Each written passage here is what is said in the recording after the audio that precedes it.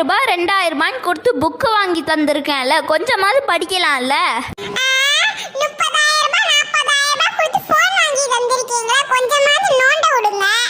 உன்ன மறுபடியும் வீட்டுக்கு வந்து தானே ஆகணும், அப்ப இருக்கு உனக்கு. வாடா, எப்படி இருக்க? நல்லா இருக்கேன்டா. உன் மனைவி எங்க? அவ பெட்ரூம்ல தான் இருக்கான்னு நினைக்கிறேன். நான் அவளை கூப்பிடுறேன், நீ இங்கே ஒளிஞ்சுக்கோ. நம்ம 2 பேரும் சர்ப்ரைஸ் பண்ணலாம் அவளை.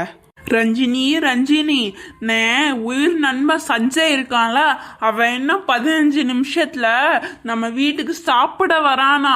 அந்த மரியாதை இல்லாத ஆளு நம்ம வீட்டுக்கு 3 கிலோமீட்டர் வந்து சாப்பிட்டு போறானா? கொஞ்சம் கூட மரியாதையே தரல அவனுக்கு.